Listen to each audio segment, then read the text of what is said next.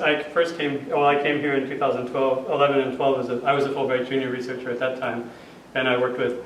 I volunteered with Patronage organization, and at that time I was doing work with the North Korean human rights organizations in South Korea and the political discourse in South Korea about North Korean human rights.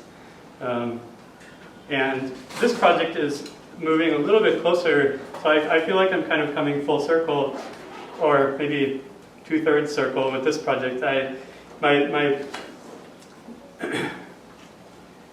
Before I entered the PhD program, I was also working for NGOs. I was a field officer with Mercy Corps in doing monitoring food distribution in North Korea for a 2008-2009 food program sponsored by USAID. And that was a real turning point for me. That was the point that I decided, from working in NGOs, I thought I want to do something with the Korean Peninsula, North Korea and South Korea. But at that point I was maybe 28, and I was trying to decide. This was a transition point where, like in a relationship, when you make when you move from like dating and kind of long-term like commitment, non-commitment to like putting a ring on it. And this was where my relationship with the Korean Peninsula was at the time. I'd been in and around Korea for about 10 years in kind of a non-committal mode, not really sure whether to pull the trigger, to make it a long-term official, right? You know what I'm talking about. And being working in North Korea really was that experience which made me commit to Korea would be a lifelong focus.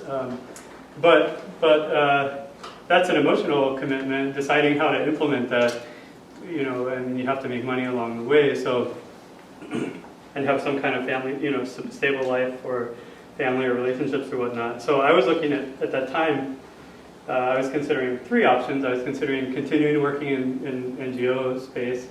There are a number of great NGOs doing work in North Korea that I really respect, the Eugene Bell Foundation, for example. GRS, Christian Friends of Korea, they're focused specifically on North Korea. There are also great NGOs like Pada's organization, which are doing work in South Korea but with North Korean defectors. So that NGO space, there are a lot of opportunities, especially for kind of social entrepreneurship and the like. That's a millennial word. That's not a word I grew up with, but to borrow the lingo of the rising generation.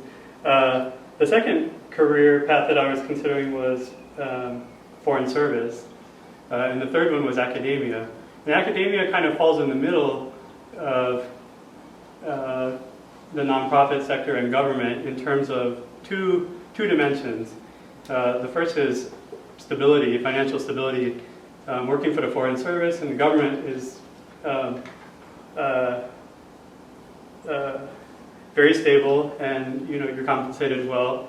I mean, financially stable if your foreign service is moving around, obviously, but down to and academia is also financially stable, though it pays a little less. And then, but the NGO sector seems like something that you can do when you're in your 20s, but if you really want to continue doing it into your 30s and 40s, you have to have a real commitment, and it can be a real challenge, particularly with North Korea, where the political situation is unstable. Many of the organizations which do work in North Korea are unable to work consistently. They might work for a couple of years, and then they get, then the U.S. says, oh, you can't go in there, or North Korea says, oh, you're kicking your organization out. So, and then you have a couple of years where you're trying to, figure out what to do. So that was an issue. On the other end of the spectrum, the other dimension was access. And here the relationship is opposite. NGOs, especially if you're creating your own NGO, you can design all kinds, focus on the projects that interest you most, and you can have the people who are working on the ground with the NGOs in North Korea have regular access or periodic, frequent access to North Korean not only government officials, but at all different levels, but also ordinary citizens in North Korea. Academia depends on what you make of it, and obviously foreign service or government, your access and your autonomy is significantly limited. So I felt like academia for me was kind of a middle of the road choice in terms of access and autonomy on the one hand, but also stability on the other. I just lead with that because I see a lot of like late 20, 20-somethings in here, and that's the age where I was making these kind of trajectory decisions, and also trying to decide what my relationship with Korea was going to be moving forward. But to segue into this project, while I was in North Korea, the group of people that I had the most interaction with were government officials at the central government officials, provincial government officials, county government officials, and local government officials. You have 4 levels, and we would interact with all of them because food distribution touched on all 4 of those levels, and sometimes at the same time, often at the same time. So, and I was impressed that contrary to the simplified popular narrative about North Korea being a totalitarian state or an authoritarian state with a very strong centralized government, while I was there, what I observed was that there's a constant interplay between lower level government officials and higher level government officials. I would divide the line between province and county, meaning that the central government and the provincial governments are more tightly fused, and the county government and the local government are more tightly fused. And culturally too, these are very different spheres. Habitus, to use the Portuguese term, like the habitus, the culture of kind of the political culture of those folks, especially government officials living in the local and county, is very different than the political culture of those living in the province and at the provincial government and central government levels. And so I saw this interplay between local government and central government, and so that's what I wanted to write my dissertation on when I went to University of Washington and then Stanford, and I wanted to write on this kind of interaction between local and central government. And I got into grad school, and I started looking for sources of data and whatnot, and realized it's very difficult to do almost anything on North Korea that's not related to international relations, that's not contingent on data sources that are external to North Korea, or including defectors who fled North Korea. So it's very difficult to kind of open the lid, so to speak, and do high-quality, data-driven research on North Korean society and politics. And this is still a goal of mine, and one of my future projects, or projects that I'm working on right now, not this, is related to those dynamics.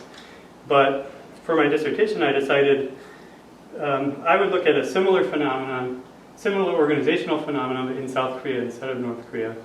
And as I was learning more about South Korean politics, again, like during the 10-year kind of non-commitment period, like when I was dating with South Korea, I had casual kind of encounter with Korean politics, especially through taxi drivers and whatnot.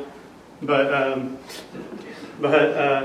once I started kind of digging more deeply, there were some really fascinating organizational questions, and I think I'd like to, through the presentation, I'll raise some of these issues, and at the same time maybe give you kind of a brief analytical framework for thinking about parties, what are political parties, how are political parties organized. This is for those of you who might be, take a political science course or, be poli-sci major, oftentimes poli-sci you get these very macro level studies like IR, international relations, states, and you get very micro level studies like, voter motivations and psychology and whatnot. For me, the most interesting part, and it's rare in social sciences to find, is kind of the meso-level, messy organizational part, where individuals are kind of linked into organizations that then are linked to larger institutions like state and society. And so this is one of those very kind of messy, complicated, complex areas to study, like organizations. And so I would say, I'm a sociologist, but I'm studying a political issue. But my into that is through organizational theory, and also considering the relationship between formal organizations, say like a political party, and informal social structure, say like factions or patronage structures, which is another thing that political science doesn't typically do a very good job of synthesizing. And so this is kind of my sociological look into the inner workings of South Korean and political parties. And this really is a project about South Korean political parties, although I'm putting Taiwan in here, and you'll see, because it's kind of there's a kind of a juxtaposition with Korea, and it offers kind of a control or something to compare Korea to better understand the South Korean party politics in South Korea. So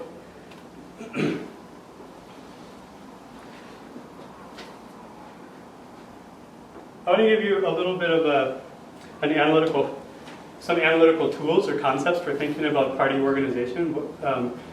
This is also important because it sets a scope for what we're looking at.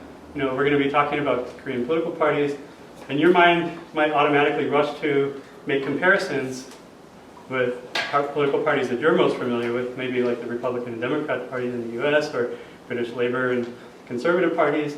And I'm going to try to hold you off from making these very quick connections, and this analytical framework will help you do that. It'll, hopefully, to see kind of where the scope of what we're looking at is. So these are just two very simplistic ways of thinking about party organization. You can think about the external party organization, which is one way to think about that would be the party's relationship to state and civil society. Civil society, that could also include like the electorate, the voters, whatnot. And then we could also think about a party's internal organization, which has been described by some as like a coalition of coalitions.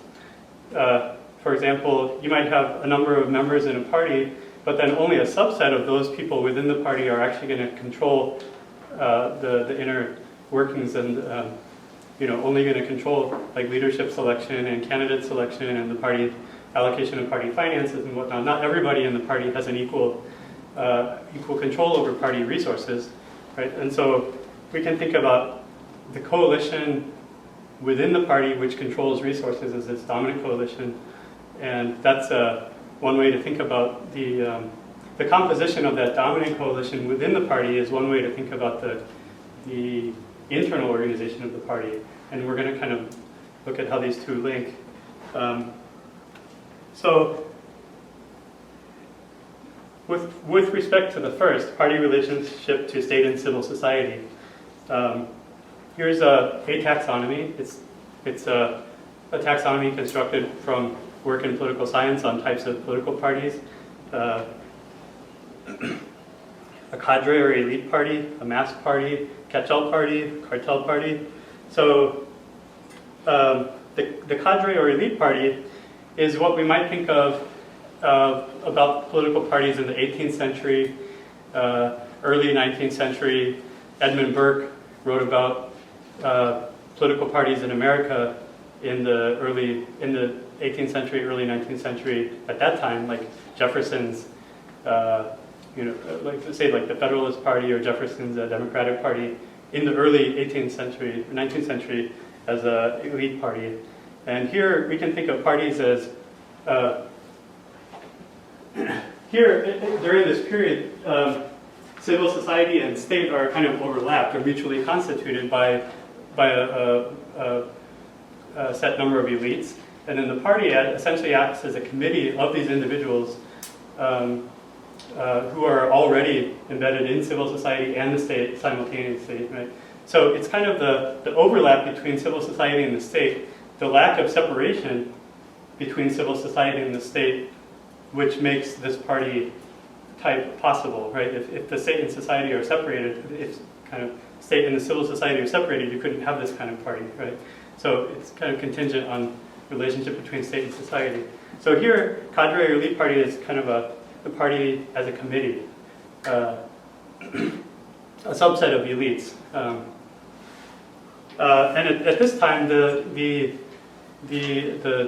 connotation of political parties was very negative.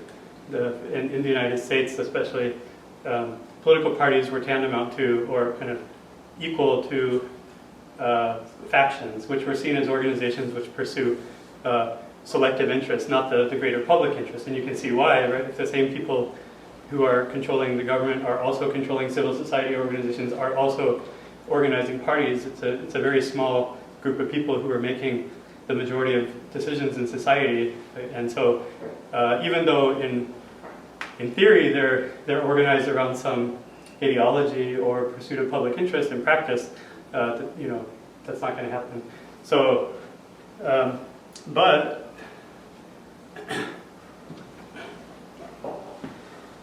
as state and civil society there starts to become some distance between state and civil society, then you see parties operating as a link between state and civil society, right? And this is where so examples of mass parties are, for example, like the British Labour Party, or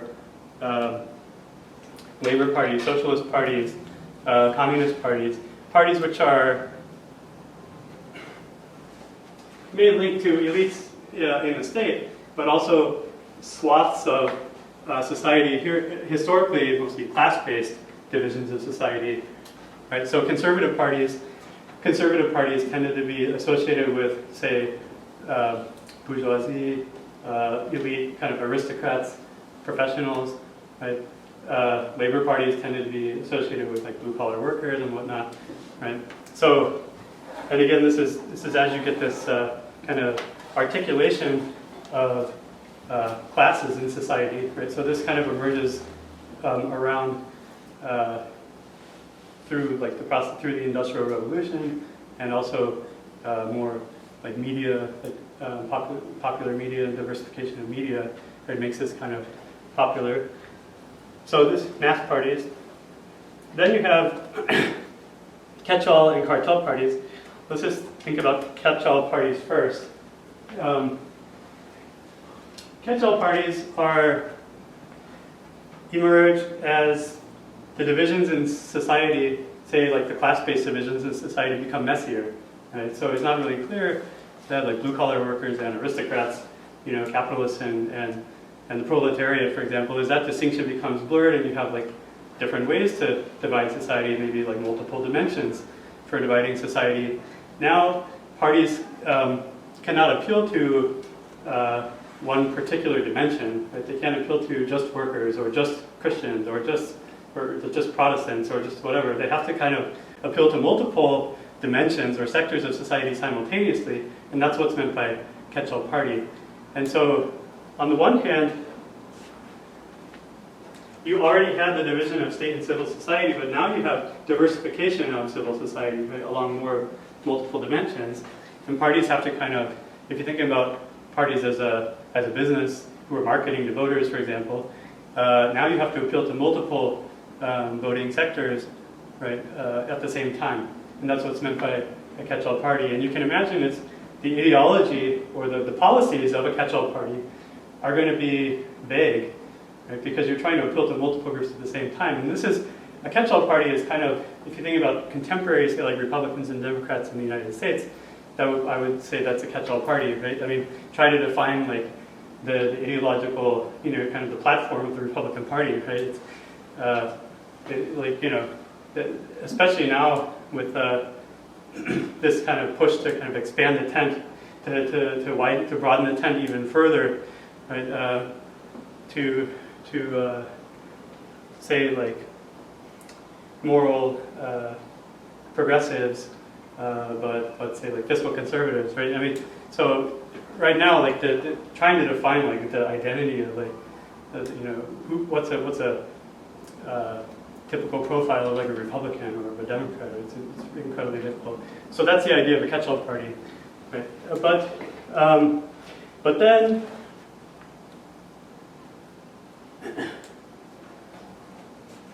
with the diversification of civil society and the separation, something else happens organizationally inside of the party, in the party's relationship to the state, which is that as civil society diversifies and the image and the identity of the party becomes more vague, it becomes easier for party elites to kind of control the party organization. It becomes easier, like the distance between party leadership and lay party members grows, right?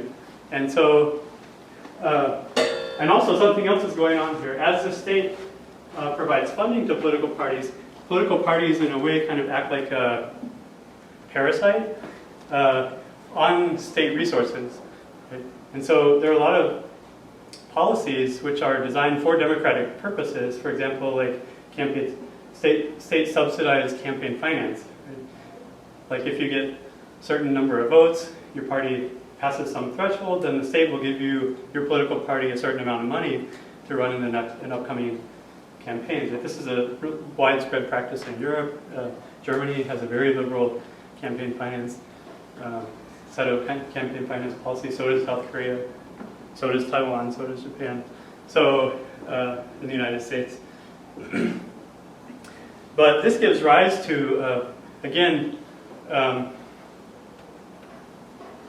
so again, let's think about these effects of separation in state on civil society and the diversification of civil society. What's the effect of diversity of party membership? So these are, let's open these up, these are not rhetorical. What's the effect of this separation of state and civil society and the diversification of civil society on, say, party membership?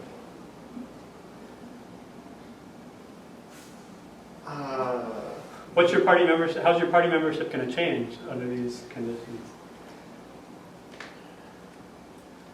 Is it going to be? Is it like narrower or broader? Less diverse, more diverse? It's going to reflect the different segments of civil society. Right, which is more diverse. Right? So it's going to be. So in one way, we think this is good for democracy because representation is diversified. Right. You're hopefully getting buy-in from a broader spectrum of society, right? Back with the elite parties, you're only getting buy-in from like aristocratic elites, right? With a mass party, you're only getting buy-in from labor unions, right? Or communist parties, right? Like people like with very strong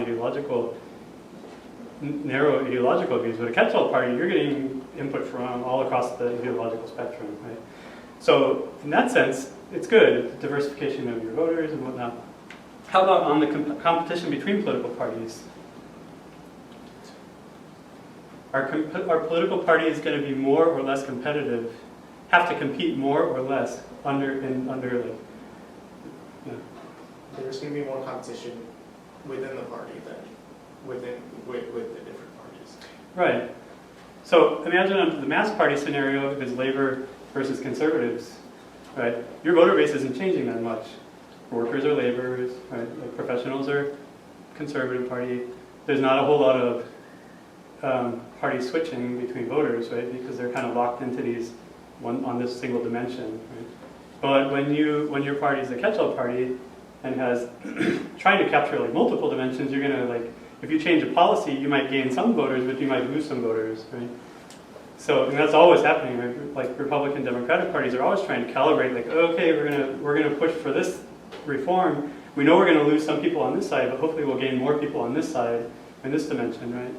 And so the diversification of civil society actually leads to greater competition, right? The parties really have to be on the ball about like who they're,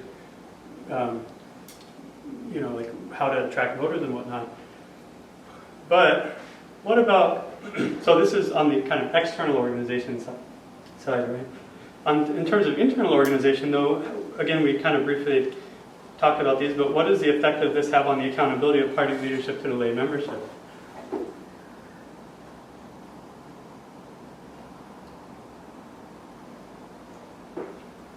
Do you guys know who the chair of the Democratic Party is, or the chair of the Republican Party in the U.S.? Do you even know the name of the chair of the parties? You know who like some of the major candidates are, but do you know? Would you be able to name like a single party official? Right. So this distance between state and civil society also decreases the transparency. It decreases the visibility, right, of the lay party membership from party leadership. Right. We don't even know who the party leaders are, really. I mean, we know some of the major candidates, right, and office holders, but who's like pulling the strings, say in Chicago or Sacramento for the Democratic Party, right, or in Texas and Virginia or wherever for the Republican Party, right? We don't even know. So, and this is not even about corruption or this is just simply like organizational factors, right? So the difference between a catch-all and a cartel party, though, and this is where we really get to the difference between, say, like Republican Democratic Party in the U.S. and political parties in Korea, is that if the civil society, if voter cleavages in civil society are organized in kind of a traditional way, where people are voting on the basis of identity, and they're not really paying attention to specific policies, right? If the voters are not sensitive to policy changes, and they're going to vote like party line based on some kind of traditional ascribed characteristic, for example, like race, right, or regionalism in the case of Korea, then the parties are the vote shares, right? The competition decreases, right? It's kind of like the mass party situation. Although except here the difference is parties get their resources from the state. So politicians are engaging in like competition with each other to get resources from the state. If I get elected, I get a war chest for the next election and I get a salary for the next 4 or 5 years, right? And at the same time, I don't really have to worry. I don't really have to be sensitive about what voters want, because if I live in Gwangju, they're going to vote progressive. If I live in Daegu, they're going to vote conservative, right? So I don't. What we're actually looking at. I had a slide and then I took it out because it's kind of hokey. But if this linkage here is really weak, then really all you're looking at is like the party's relationship to the state.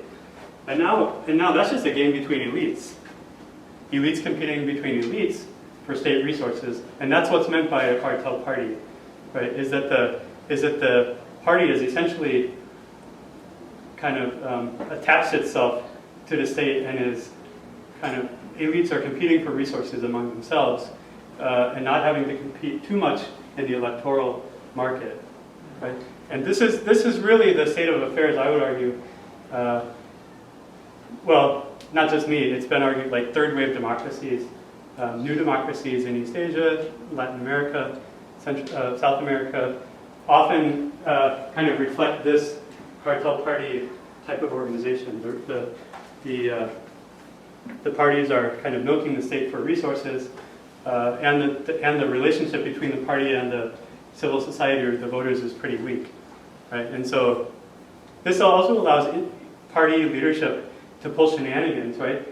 The reason why this weak linkage is important to party leaders is because it allows patronage in the form of candidate nominations, in the form of allocating positions. What I mean by that is, say I'm the leader for a party in Korea, and there's every legislative election, every National Assembly election, maybe there are 299 seats, right? And if I'm the leader of a party, then I get to decide, and we're not doing like democratic elections inside of the party, we're not doing like primary elections, then the leader of the party can choose essentially who to allocate those nominations to, right? In Korea we call this 공천 과정. 공천 is nomination. And during the Three Kims period, which is the period from democratization until say until 2002, right? So like 1987 until 2002 in South Korea, you had 3 parties, 2 major parties, a third party, and a third minor party, who each of the party was controlled by somebody named Kim, right? So Kim Dae-jung was the leader of the Democratic Party, the Minjudang, right? Kim Young-sam was the leader of the Conservative Party, and then Kim Jong-pil was the leader of a party which drew its votership from the Daejeon, Jungnam area, like Chungcheongnam-do.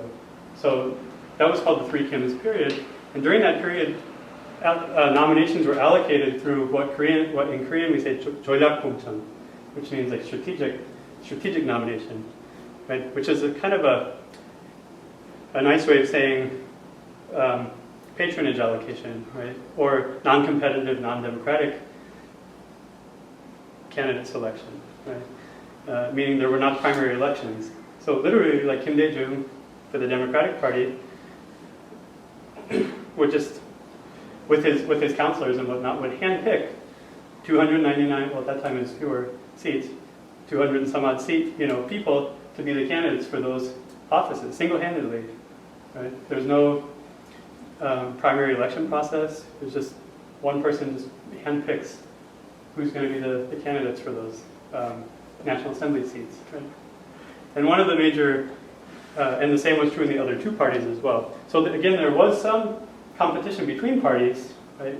I mean, they did have, like the elections were legitimate, National Assembly elections, but within the party, candidates were selected in a very non-democratic, completely authoritarian way. Right?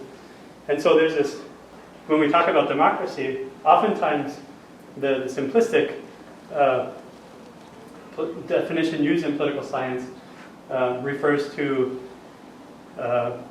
competition, electoral competition between multiple political parties, right, in the parliament or in the legislature, right, and for the presidential election in countries that have presidents. So, but that oversimplifies the concept of democracy, where there's first like candidate selection within the party, and then selection among. Right, so this is the distinction that I'm trying to get at, is between intra-party democracy and inter-party democracy, right? And at that time, from 1987 until 2002, we would say, when we say democratization of Korea in that period, there was democratization of inter-party politics, right? There were multiple candidates for president, there were multiple candidates for each National Assembly position, but the intra-party democracy was still very low, right?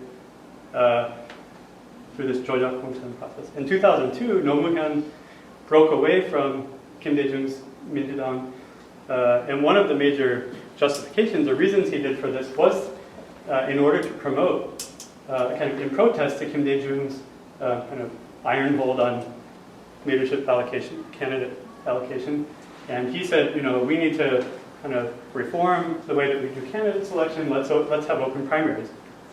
And to this day, Korean political parties are still having this debate about how much should we use open primaries or any kind of primary election within the party to choose candidates. And I would say, Roh Moo-hyun made a huge deal about this in 2002, and he was the first one to really implement open primary election procedures for selecting candidates. But he, even at the peak of when he was doing this, he only 30% of the candidates that he chose were selected through primary elections. The other 70% were still the 조작 공천. Right? So when the parties couldn't agree, unless all parties do it together, right? None of the parties want to do it. And that happened this last election too. There's always this debate every single National Assembly election about, are we going to do open primaries or not? Right? And then this last election, the Democrats, Moon Jae-in said, let's do open primaries. It's a democratic way to do it. And then the conservatives were like, yeah, that kind of sounds like a good idea. And then the elections kind of got closer and they're like, yeah, that doesn't sound like a very good idea. Right? Partly because of the factional dynamics that we're going to talk about in a minute. Right?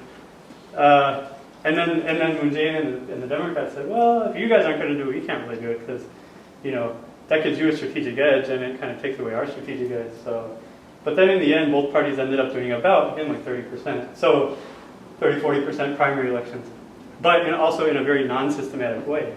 Right? So those of you who are thinking about primary election process in the United States, it's very complicated. Every state has its own procedure. Every party and every state has its own procedures, right?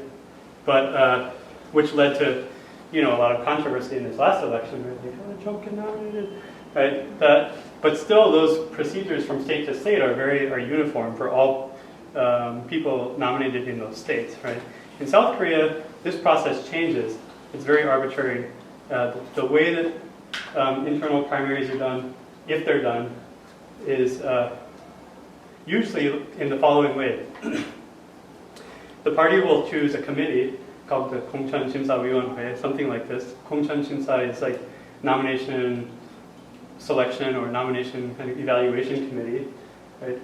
Around the time of the election, maybe two months in advance. Competition. And this committee will essentially decide who gets nominated, right, who gets the National Assembly nominations, right, for these 299 districts. Factions within the party will compete to put their people on this committee, right? If you're a dominant faction, right, in the Minjudang, if you're Moon Jae-in's faction and you control the party, then the chair of this committee will be somebody who's loyal to Moon Jae-in, right? So, in essence, even this process of this kind of committee process can be a charade, right? It appears to be kind of more democratic than one person doing it, but essentially, like if one faction controls the party, then that faction will control the selection committee, the 공천심사위원회. And then this committee will make standards for selecting candidates.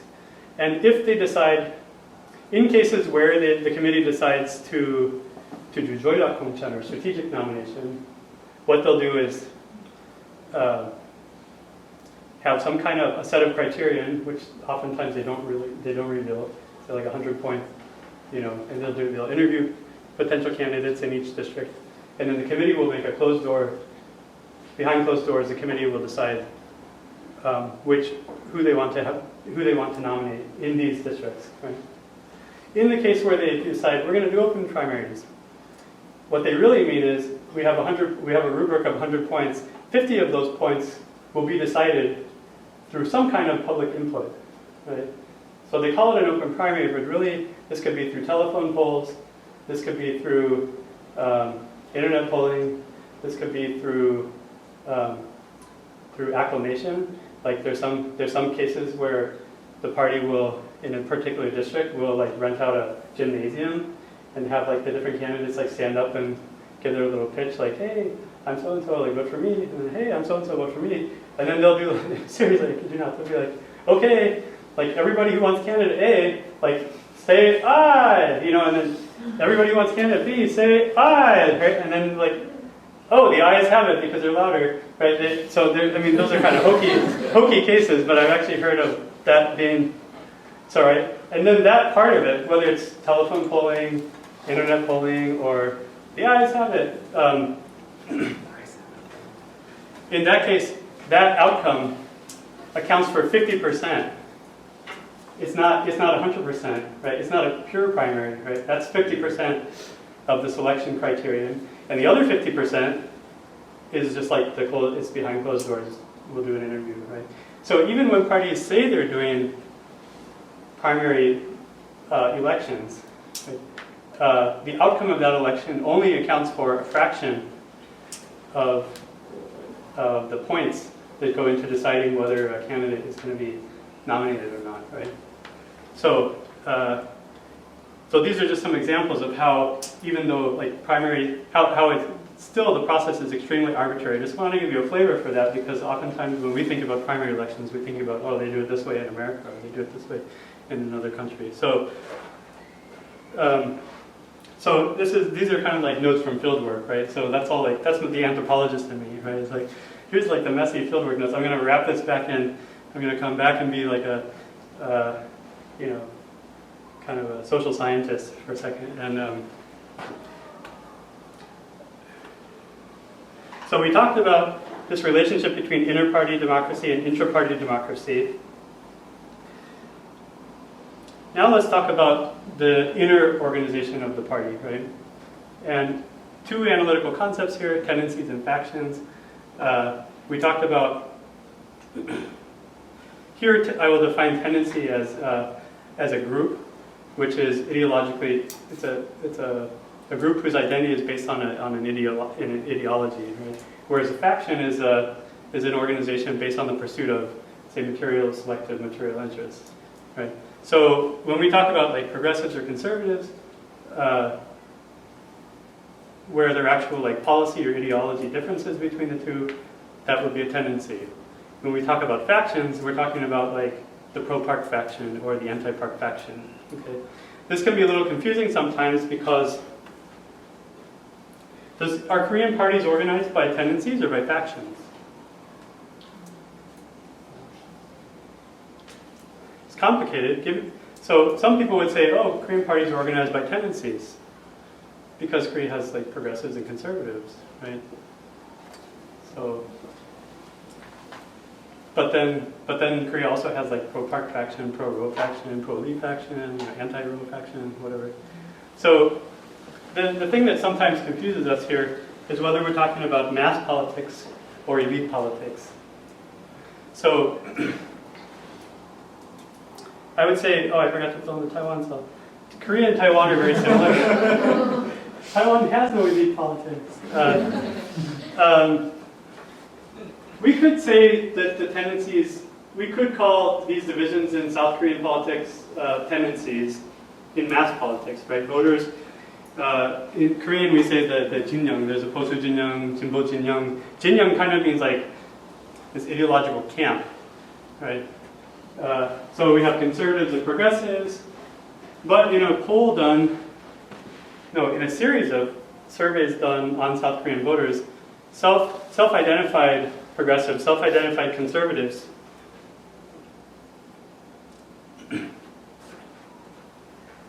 on 12 different policy issues.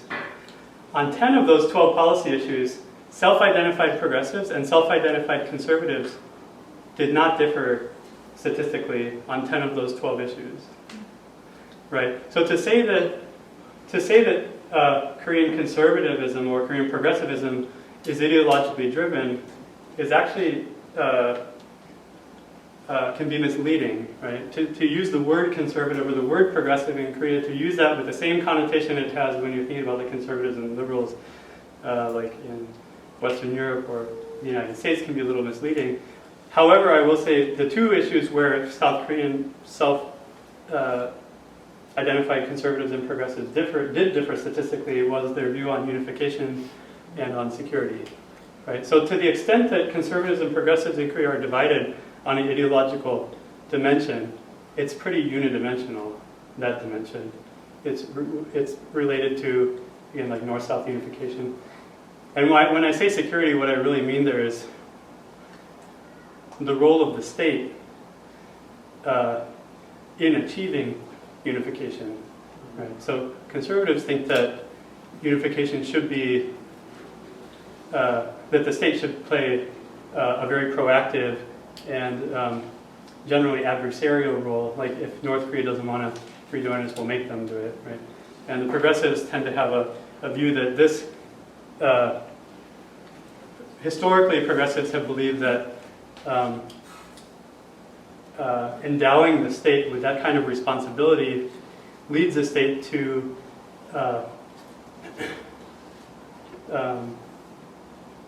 infringe on civil rights, right, and human rights in South Korea, right? And so that's the security dimension, and it's tied to unification. In Taiwan, very similar division, right? Northern Taiwan, conservative, southern Taiwan, progressive, along the same ideological question of whether Taiwan should unify with the mainland, right? And again, tied into that question is what should be the role of the state, how much power should the state have in kind of pursuing those goals. And again, those are also tied to questions about civil liberties and human rights and whatnot. Right. So Taiwan and South Korea are very similar in this respect. To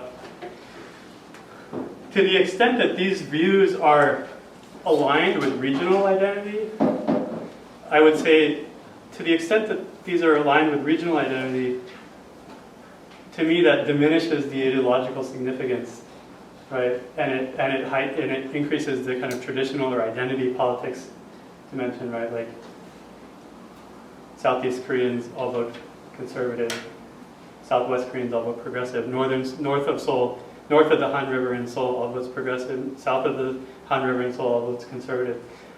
Like, if that's true, then this seems less like an ideological division, more like a kind of a regionalist or kind of identity politics. So again, like mass politics, whether it's ideological tendencies or kind of identity politics based on regionalism, factions at a macro scale, to me that's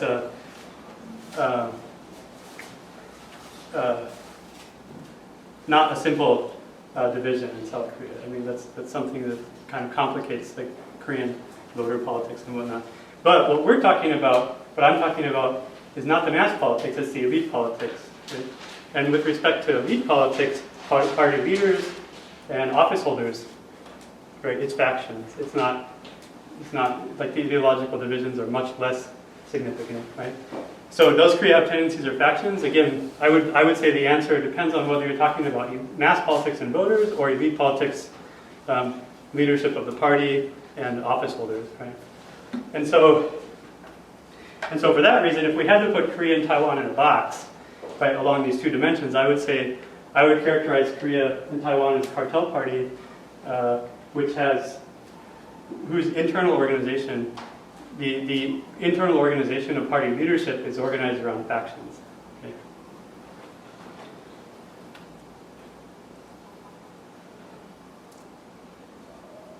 I'm going to go about 15 more minutes. So that was like an hour primer on Korean party politics. But I think it's important because I think tonight what you're going to come away with is less about like what my dissertation's about or what my theoretical argument is, right? And actually just kind of a conceptual overview of like how Korean politics are organized and like what's going on there, right? So the question that I'm interested in, so this is all like conceptual background analytical framework, right? The question that I'm interested in is the stability of political parties in South Korea, right? So we have all these different pieces now. The stability of political parties. The reason why this is an interesting question to me is that South Korean political parties change almost every election, right? Either the name or the composition, right? Constantly changing. Right? Last election, what does anybody know the names of like what? So like on the conservative side, what was the name of the conservative party under Park Geun-hye? Saenuri, right? And what happened to Saenuri? Good. So you got the Jayu-hang, and what's the other one? Yeah. Bareun, right? So Bareun and Jayu kind of split, right? And what was the basis for that split? The leaders.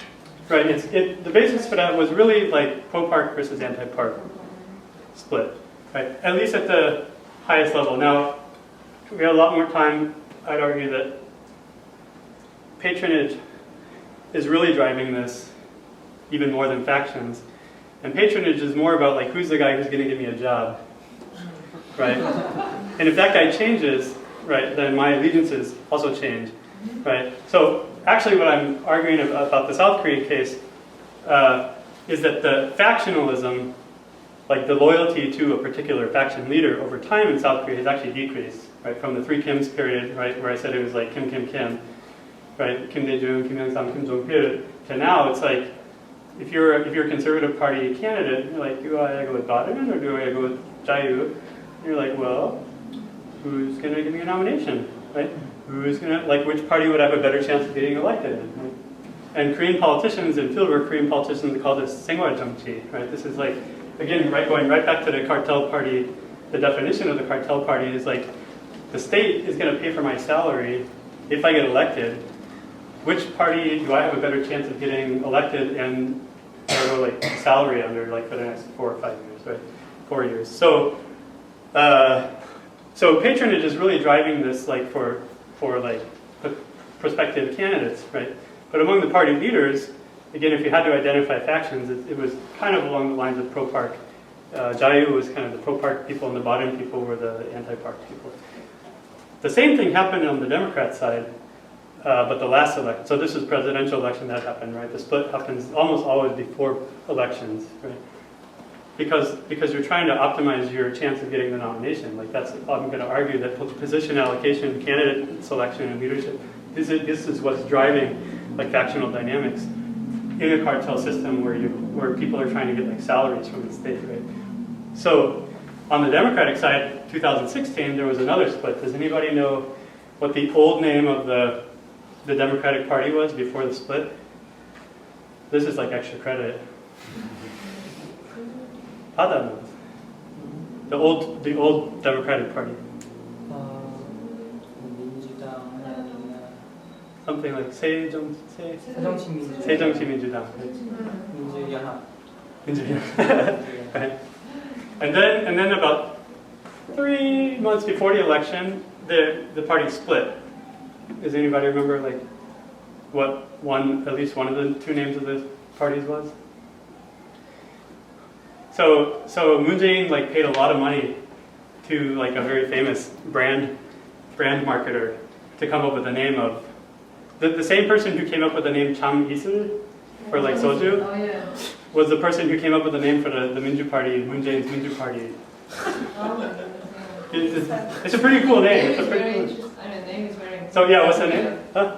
Name is very important in Korea. Yeah. Chamisel was because of the name. It's better than Chom Chorom. I thought that soju is like not selling very well. But okay, so what's the name of the Minju Party under Moon Jae-in's party now? Yeah, Double Minjudang, right? Double Minjudang. So it just kind of rolls out to double, and then shortened to like Do Minju, which in English is great because you can write it as Da Minju, but it's actually the Da from Double, right? So it works great in like English and Korean. I think that he got his money's worth on that one. What was the other party that broke off? Right, it was An Chol-su's.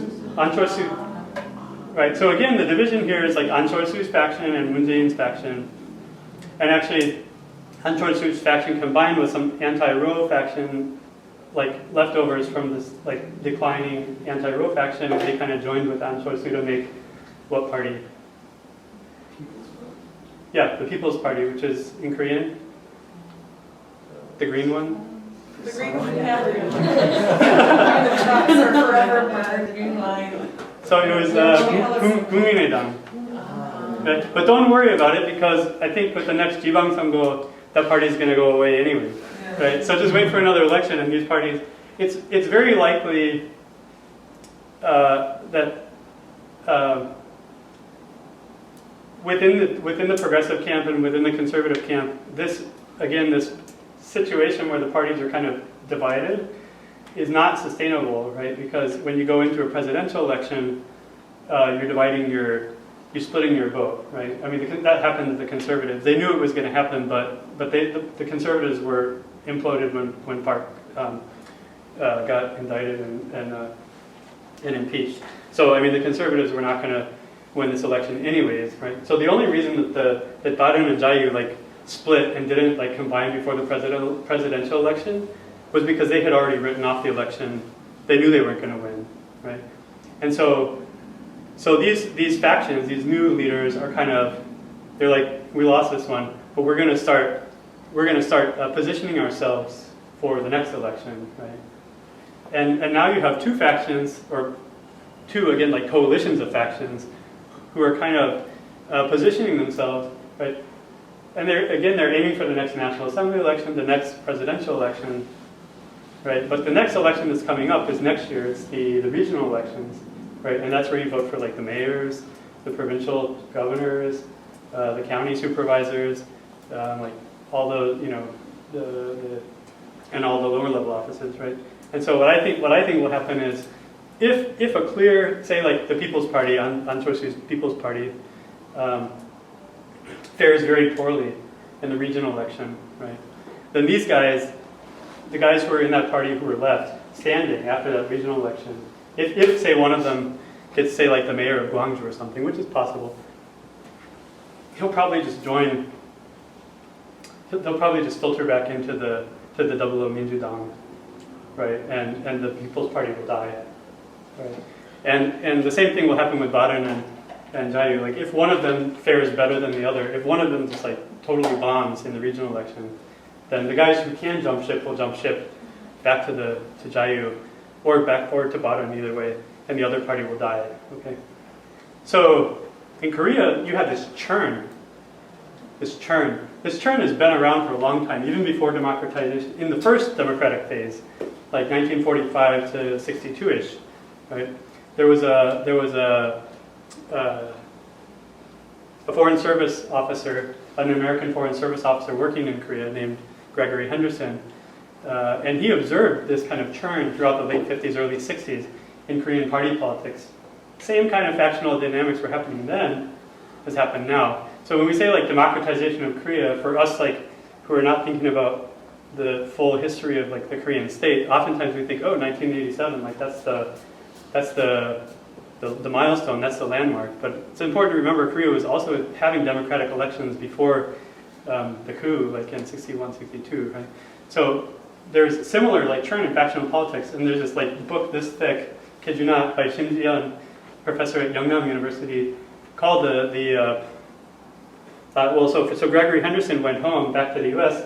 and he ended up writing a book called The Politics of the Vortex, right? Or in Korean it got translated to like 소용돌이의 정치, something like that, right? And again, it's talking about this churn, right? But there's a certain kind of pattern to this churn, right? I mean, 소용돌이 is an interesting analogy, right? Because it's not totally chaotic. It's dynamic, but it's not unpredictable. It's not like, there's a certain logic to it, right? And this is what kind of interested me, is that like within the system, there's this kind of logic of this churn that gives rise to like parties, right? And Shim Ji-yeon, again, this Korean political scientist who was kind of thinking about Henderson's book, Politics of the Vortex, wrote a very comprehensive history of this kind of splitting and combining, right?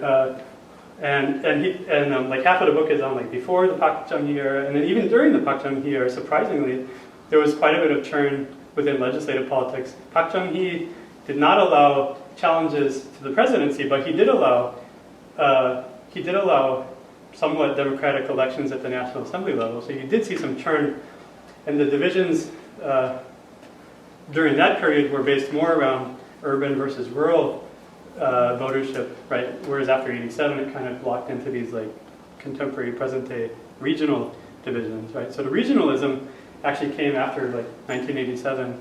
Before then, you also had churn, or you had voter cleavages, but along like urban-rural divide.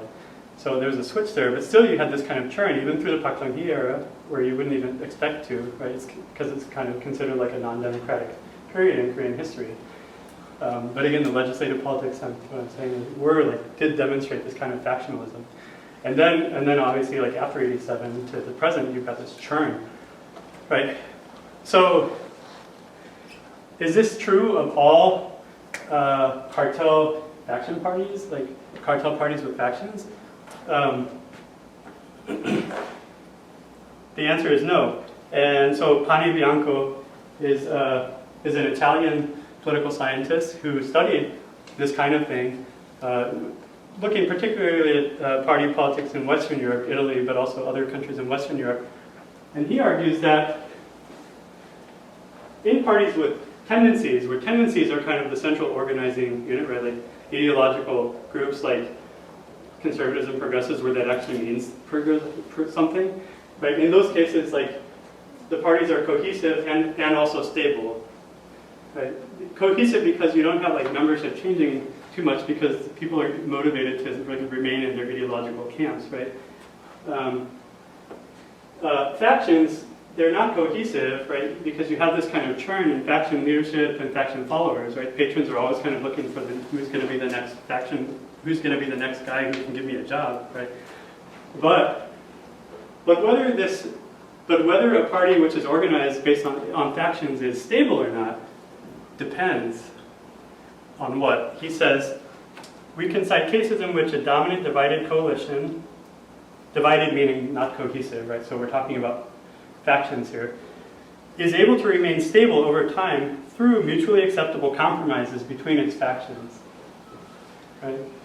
So even in parties with factions, party organization can be stable if the factions find some way to compromise. Right? And so in Korea, we would say, no, right, the parties are not stable. And by Pani Bianco's logic, it's because the factions are not able to compromise on issues, say, like nomination allocation, right, candidate selection and whatnot. The reason why I chose Taiwan as kind of a counter case is because Taiwan also has factions, which makes the party not cohesive, but Taiwanese political parties are relatively stable. Right? Do you guys know like one or two of the main parties in Taiwan? Like one of the most famous parties in party politics in Taiwan, like KMT. Yeah, the KMT, right? The Kuomintang, right? Kuomintang has been around since 1945. Right? And the second party in Taiwan, so that's the Conservative Party. What's the Liberal Party in Taiwan? Anybody know? Yeah, Korean. Yeah, that's right. So it's the DPP, the Democratic Progressive Party.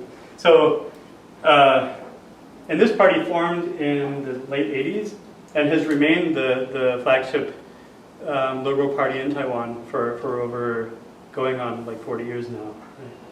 So the flagship conservative and liberal parties in Taiwan have existed since democratization occurred and are still the flagship parties, right? But this factional churn, right? They're not cohesive, right? There's still a lot of factional churn going on in Taiwanese political parties, except the party organization itself has remained stable, right? Those parties haven't changed their names, or right. So that's the question. That's the puzzle.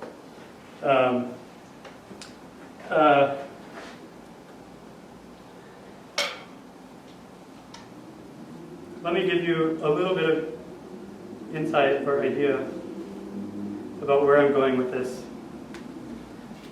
and then we'll end. So like in terms of a research project, right, like this is all like leading up through conceptual development, like developing the concepts, putting those concepts into play to like propose a theory, right? What I'm not showing you today is like data analysis and conclusions, right? So I'm kind of giving you the front end of my dissertation, and I'm finishing, right now I'm kind of in, that's where I'm like doing the data and analysis right now. So if I come back next year or sometime in the future, right, like hopefully you'll be able to see like, you know, is the theory that I proposed, like did it actually explain the difference between Korea and Taiwan, right? And whether parties with, let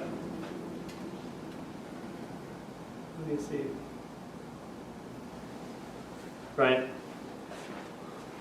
I mean, again, whether I can answer this question. And so this is the question generally, this is it more specifically. Why does factional conflict is happening in Korean parties, it's also happening in Taiwanese parties. Why does factional conflict sometimes destabilize the party organization, the formal party organization, and sometimes not? Okay? And this is a very important question to organizations, not just political parties. Right? Lots of organizations, lots of kinds of organizations have factional conflicts. Churches, right? Church organizations, like the Catholic Church, churches have factions, like militaries have factions, bureaucracies have factions. Right? And so when these factional conflicts destabilize, now destabilizing the organization could happen in a lot of ways. It could be that the organization is kind of like still maintains the name, but it's basically like broken up into two different camps, two different divisions, right? And kind of not functional as a cohesive unit, right? Or it could be that they actually formally split into like different organizations, right? And so organizationally, this is an important question because factions happen in all kinds of different organizational contexts, families. So, and then bringing in this idea of like cooperation, right? The area of cooperation that I'm looking at specifically in this project, and what I would argue, so here's some like, here's a list of areas where parties, like where internal management, like where these are areas of like resources, right, or areas of internal party management where factions may need to cooperate, right? is on party leadership selection, candidate selection, party finance, voting party relations or linkages with the electorate, right? Policy selection. And again, in this project, I'm arguing that because the linkages between the party and the voters is very weak in Korea by comparison, I'm focusing less on voter party relations and policy selection. Right? And again, fieldwork has also kind of led me to believe that that's a good decision, because when I talk to politicians about what their top priorities are going into an election, can you guess what they say? One National Assembly member told me, he said, there are 3 things I worry about going into the election. The first one is, do I have the support of my party leader? Right? That's the patronage part. Right? The second one is, do I have a strong local organization? Right? That's him being a patron to his clients. Right?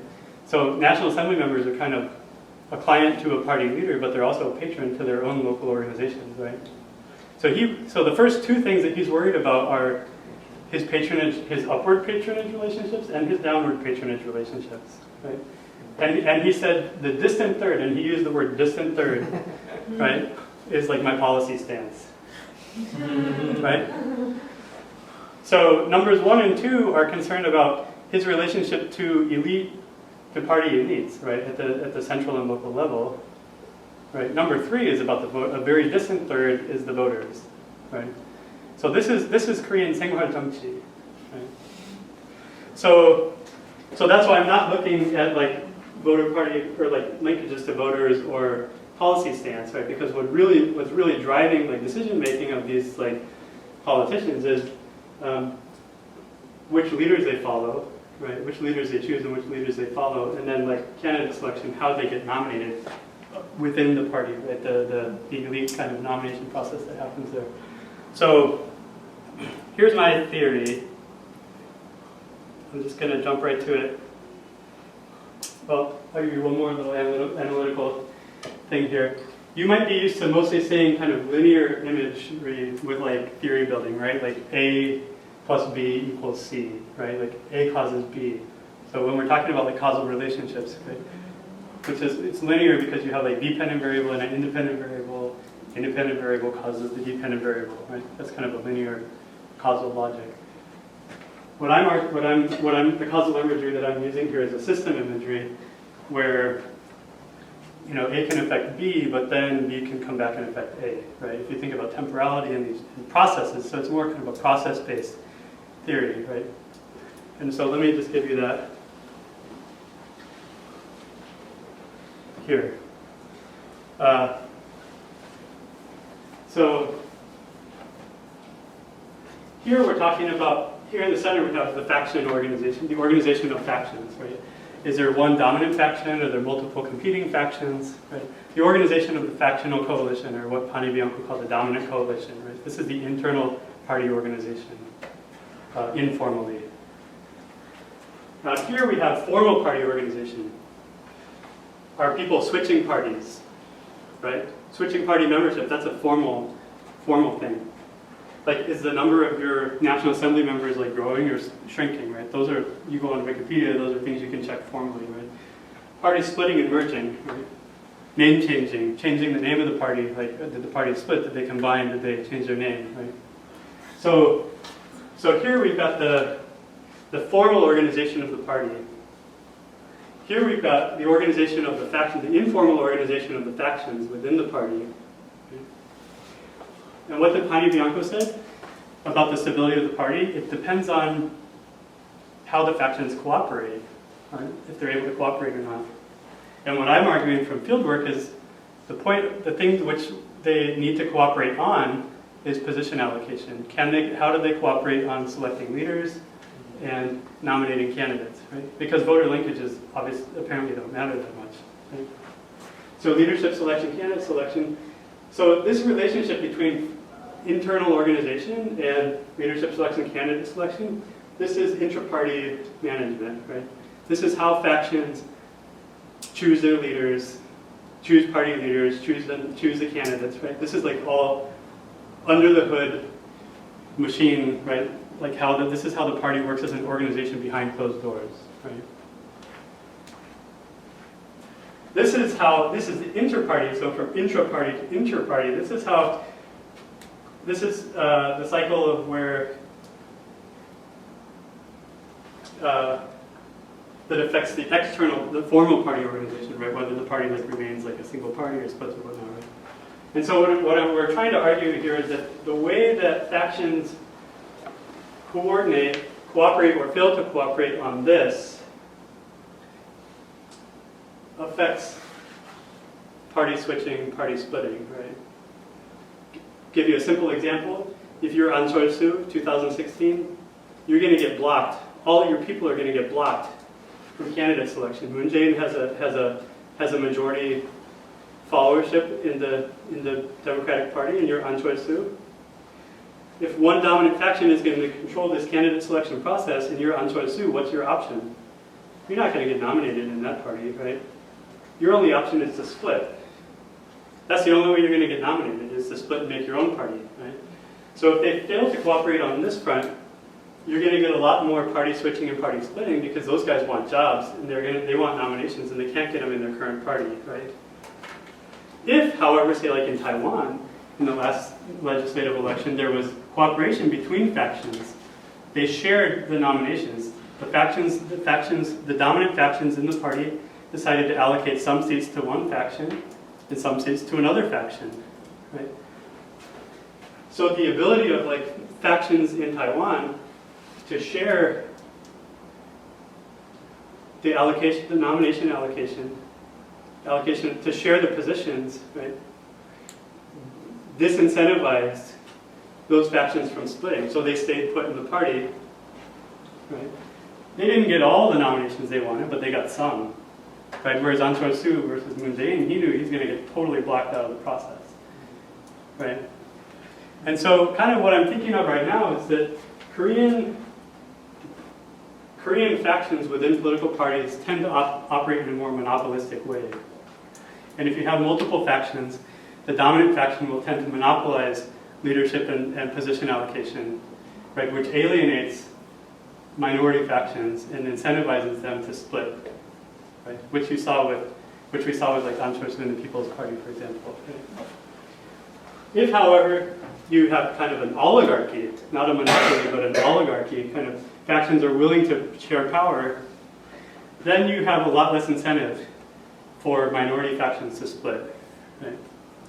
And so how that's happening, is that simply a culture? Part of it, I think, in Taiwan is that factions are more institutionalized. Like their factions are also formalized organizations. There's actually a roster and whatnot. In South Korea, this is very ephemeral, right? Faction like membership is very ephemeral. Like people, it's very hard sometimes to pin down somebody as like a pro-park or a pro-anti-park or whatnot. And also, I would say in South Korea, factions are personalized, right? In Taiwan, they're also personalized. There's a leader of the faction, but also there's a formal organization which you can be a member of, right? And so even if you are kind of estranged from the leader of that faction, you can still be a formal member of that faction. Or if the leader of that faction changes, the faction will still persist. So there's some kind of enduring. The factions somehow endure beyond just like the political success or failure of the faction's leader, right? So these are kind of things these are the things I'm trying to look at now, like how these, and again, like whether the party splits or doesn't split, means in the next cycle, that's going to have a major effect on faction coalition, right? Like if the two factions can't get along and they split, now you've got two parties with one dominant faction each, right? And that's going to affect how you do candidate selection in the next go round, right? So this is kind of a cyclical, kind of a recursive process. And the real key here is how factions within a party are able to cooperate on these issues of leadership and candidate selection. And this is kind of what I'm trying to argue is the driving difference between like the stability of party politics, of the party organization in Taiwan, and instability of party organization in Korea. So I'm getting dizzy. I think I'll stop here. I hope this has been more, that you walk away with some understanding of how kind of Korean politics works. The field work during this has been so much fun, and I'd love to talk about that more if people, want to know what it's like to get the inside scoop from, from the machine, from the politicians in Korea. Or if you have any questions, if you're just interested in like, how do I do research on Korea, or kind of more like career-oriented, trajectory-oriented questions, these are probably the things that are occupying your mind more than this. But so I'm gonna stick around afterward. Maybe we can go out somewhere and get coffee. Or thanks.